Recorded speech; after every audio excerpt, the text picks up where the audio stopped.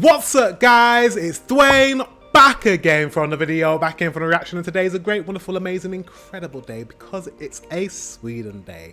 5 things I'm grateful for living in Sweden. Without further ado, let's get into this reaction. Let's go. Well guys, it is the first really official snow day here in Stockholm of the year, and it's really cold right now. You guys know, if you've been following my channel, that I'm not the biggest fan of the cold, so in this video I'm going to remind myself why I love this country so much. I'm going to talk about 5 reasons why I'm grateful to live in Sweden. Now with that being said, just because it's snowing doesn't mean you got to stop doing your routines and the things you enjoy doing. And I really love working out. I work out every day, and today is a day for me to go out and run. So just because it's snowing doesn't mean I'm not going to get my run in, so let's do it. I'd be worried though. I hope he's got some grippy shoes. I think going out for a run in the snow sounds like fun, but then if the roads are a bit icy, I don't know. Wow, Sweden does look quite magical in the snow. I'm guessing what's it like now in Sweden? Let me know in the comment section. Is it currently snowing? Is it calming down now? Is it warming up? Because obviously we're closing in on spring, and we're at the end of winter. So let me know what the temperatures are like, and let me know what the climate is looking like at the moment. I would like to know.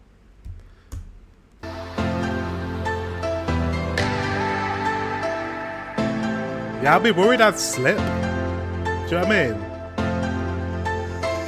If you thought I'd be alone out here, you are definitely mistaken. The Swedish people, they're not bothered by a little bit of snow like this. This is completely normal for them. Don't forget, whoa, it's not normal for me. I'm out here slipping. But we're in the land of the Vikings now. You can definitely tell there's just tons of people going for a stroll along this path. Well, you know what he needs? You know, when he just slipped just then? He needs those slip-on... I don't know if it was a Finnish video or was it a Swedish video. I think it was a Finnish video where they have those slip-on things you put over your shoes that have grips so that they grip up. Do you guys wear those? Let me know in the comment section if you own one of those. But yeah, there's these grippy things that can... grippy things. But you know what I mean, right? You can put stuff over your shoes so that you're not slipping everywhere. Or better yet, buy a pair of shoes that are winter shoes. The shoes that he's wearing look like standard running shoes. I don't know why he hasn't got winter shoes yet, but I'm sure he does now. He's been there quite a few years now. In fact, he's got his residency now, hasn't he? Path by the water. This is a great... And do you know why I'm very jealous? Because it would have been easy for me to move to Sweden literally maybe 3 years ago before Brexit. Is it 3 years? 3 or 4 years ago before Brexit. Place to go for a little walk. Nice little lookout point right here. You can see Vasastan and Kungsholmen. This is exactly where we are, right here. Right, this is unrelated, but I just thought about it just then when I was speaking about Brexit. I can actually still...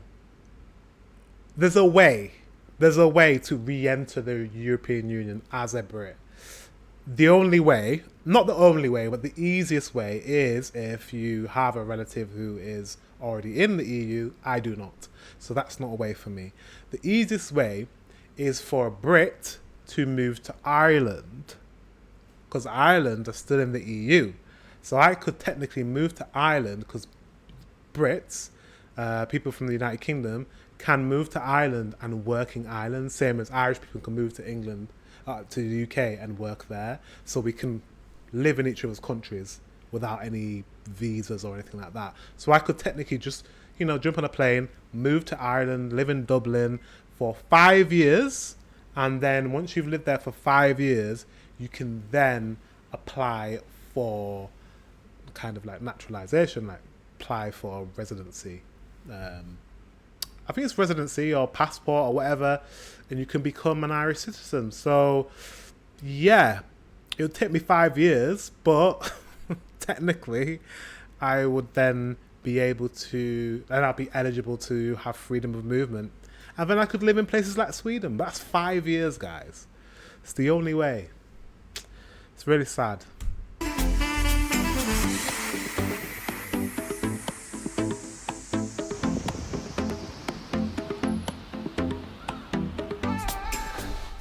So I am back from my run now, and I went for my run around 2 o'clock, and the time it took me to go for a run, come home, and take a shower, it's now a little bit after 3 o'clock, and you can see outside it's already almost pitch dark, which is still just insane to me that it gets so dark so early. And in fact, if you go up to the north of Sweden, it's even darker even earlier.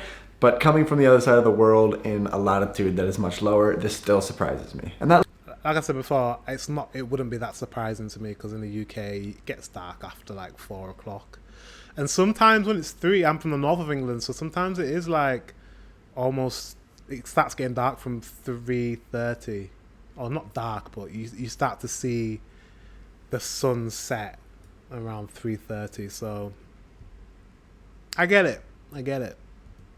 But the north of Sweden, that's a different kettle of fish. And that leads into the first thing that I'm grateful for living in Sweden. That first thing is the changes in the seasons, the seasonal differences. I, before moving here, thought, okay, I could be that kind of guy that would just live in LA where it is sunny every day of the year, nice weather, and I still think I could do that. But living in a place like Sweden, when you have so many changes, when you go from very long days to very short days, or very nice, comfortable days to very cold days, it really makes you appreciate the different seasons. And right now, I actually thought it was kind of nice to go out and run in the snow because we haven't had really that much snow this year yet. I think when it's a lot of snow after a long period of time, I'm really just waiting for that vårkänsla, or that spring feeling of wanting to get closer to summer and wanting to get some weather that's nicer. But definitely living in Sweden, it's made me appreciate those days in the summer that are really nice and really long, because those days do not last forever. And even in the absolutely, sorry, winter time when it's dark and cold, you want to try to appreciate that for what it is, because otherwise, it makes no sense to be miserable for half the year. In a way. So I completely agree with him. As a Brit, we try and make the most of our summer days. What you'll see in England, especially when it's like summer, people go outside and everyone's stripping naked. There could literally be a little bit of sun in the sky, and it's not going to be very hot. We're talking like I've seen people with their tops off walking around at 12 degrees centigrade. Like literally 12, 13 degrees centigrade. I've seen people outside sunbathing. Like, we don't get a lot of sun.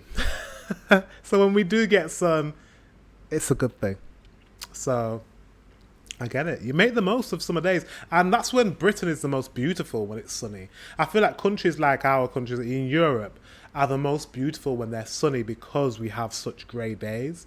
And it does affect our moods. And European people are the most miserable during the winter. They really are. But when it comes to the summer, they're like probably the happiest people on the planet. So in a way, with the seasonal differences, Sweden has taught me to always just try to make the most of the situation. And even though I think I would appreciate sunshine a little bit more than what we do have in Sweden, when we do get those sunny days, even in the wintertime, it really makes you grateful for when they come around. The second thing I'm grateful about living in Sweden is that everything just works. There's so many good systems in place with the government, with the public transportation, with getting where you need to go. I mean, if somebody writes graffiti somewhere on a wall, there's people there to fix it the next day. Everything, when something breaks down, it gets fixed very, very quickly. And I hear stories from a lot of people that come to Sweden from different countries, and it's not the case in their home countries. And in a way, Swedish people just have this very, very high standard of living that they're sort of used to. So as a Swede, if you go abroad or if you go on vacation somewhere and things aren't working, it's sort of like, wow, it's not really up to that standard that you are used to necessarily. And it's actually kind of... So you guys have high standards then. Very, very high standards. That's really good. Britain, I'd say we're mid-tier. We're quite mid-tier with anything. We're not very outstanding. I'm so bad on my country, but I just feel like we're not really outstanding at anything, and we're not terrible at anything.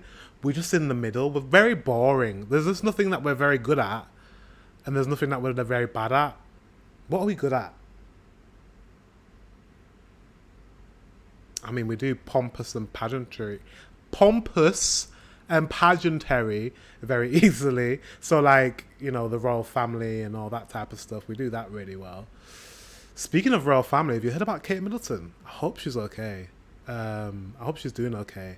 Yeah, like, it's horrible. If you haven't heard about Kate Middleton, yeah, she's got cancer, which is horrific. And everyone made her, not everyone, but the media has forced her to make a statement to say that she has that. And I just think it was just out of order. But anyways, I digress. I hope she's okay, and I hope the family are okay. Because Charles wasn't our king. Hasn't been very well either. It's just not very, it's not, at the moment our royal family hasn't had a lot of luck. Because like, you know, we recently lost our queen. And before that, we recently lost our duke. Yeah, it's been, yeah. That family hasn't had a lot of luck. Then there's the whole Harry and Meghan situation. Yeah, I don't know. Like I said, we don't do anything really well. And even the royal family that we did do well seems like it's crumbling as well. So, yeah, wish I lived in Sweden. Sweden sounds a lot better. It's kind of interesting because sometimes Swedes will complain about things that you think is like not really a big deal. Three main concerns to discuss with you. Someone forgot to put this coffee cup in the dishwasher. Like if their favorite flavor of chocolate isn't in the grocery store anymore. Or if somebody didn't empty the lint from the dryer. And don't even get me started if somebody wears their outdoor shoes inside the gym. These things that might seem like a very, very small deal to outside shoes in the gym. To be fair, I have been guilty of doing that. However, that is only if it's like a sunny day, like a hot day, dry day. But I would never do that if it was raining or it was snowing in the winter. I would just never do that. I would bring a spare pair of shoes. But I think for an American, it's like, what? You know, they would just be like, why can't I just dry my feet at the door and come in? But yeah, I get it, guys. Sorry, I just scratched my watch. To outsiders, they become a little bit bigger deal in Sweden because there is this high level of expectations that everything needs to function in a certain way, and that's just what Swedish people are used to. But overall, I'm grateful to live in a country where everything does work so well. Yeah. The third thing that I'm grateful for about living in Sweden is learning a new language. Learning a new language has been such a fun and interesting experience for me that I want to continue to learn new languages and learn about new cultures, and it's such a fun, eye-opening experience to learn how another culture communicates, says certain things differently in different ways, and it's something that's very, very unique to me. I think about my entire family in America. There's some German speakers in my family in America, but I know a language that even my parents or my brother doesn't speak. I mean, how cool is that, that I could be in America and hear somebody speak Swedish and pick up a conversation with them? It just feels extremely cool to me. Very jealous. I'm very, very jealous. But he put the work in, like he and also he lives in Sweden. So when you live somewhere, obviously it's easier to learn because you can immerse yourself. And yeah, he's applied himself. So that's why he's able to speak the language. So I can't really say anything because I haven't even tried to learn Swedish yet. But if I did try, I think I could do it. I actually love traveling abroad with other Swedes because if we're in Germany or America, for example, we can speak Swedish to each other and we know that it's sort of our secret language that nobody else can understand. Whereas if you're in Sweden speaking English and you're an English speaker, that's not a secret language at all because literally everyone here is going to understand you perfectly. Another thing that I'm grateful for about living in Sweden are some of the challenges that I have faced along the way. I feel like I have grown so much as a person. And I remember when I first came to Sweden and it took me 4 months to get my work permit and having challenges and having to actually fly back to America to get my paperwork sorted and all this. That was an extremely stressful time for me. And I remember every day thinking that I wasn't going to be able to stay in this country. And it was one of the most stressful times of my life. And then dealing with these processes of moving to a completely different country where you don't understand the language at first, you don't understand the culture, there's just differences. In general, I would say Swedish people are very friendly and very helpful and welcoming towards foreigners, but there's still so many challenges, and I feel like I grew so much as a person. Living here in Sweden has made me feel like I can adapt to situations much better, because I know if I can make it in a country that is not my own country, that gives me so much confidence wherever I end up in the world. And the last thing I mean, it is you are a Western country, so that is that advantage for him. It's not that much of a culture shock, but the language barrier has to be. Imagine just going to a shop, everyone's speaking Swedish, and you just go in there and like you only can speak English. It's got to be quite daunting at first, as the foreigner that can only speak English. But it's really, he should be very proud that he made the effort to learn the language. thing I want to talk about in this video about something that I'm grateful for are the people that I've met along the way. I've met so many amazing people that are going to be lifetime friends of mine here in Sweden. From the people that I met when I first moved here, to people that I've met through my YouTube channel, people that I've made videos with, people that I've gone traveling with, gone on adventures with. I think really surrounding yourself with people that are really trying to push themselves and really try to get everything out of life and everything that life has to offer, I think those are the people that excite me the most, and those are the people that I find myself surrounding myself with the most, because those people are awesome. And I'm very, very grateful to have met so many inspiring people here in Sweden. So during this holiday season, I'm curious to hear what you guys are thankful for. So leave a comment down below. So it's not the holiday season anymore. That was a few months ago. However, we're at the end of, it sounds like he's close to the start of winter in this video. We're close to the end of winter. But I'm really glad that he's made loads of friends in Sweden, and I believe him wholeheartedly, because all the interactions that I've had with all my Swedish subscribers, especially my Swedish patrons, the link's in the description if you're interested, has been so lovely, like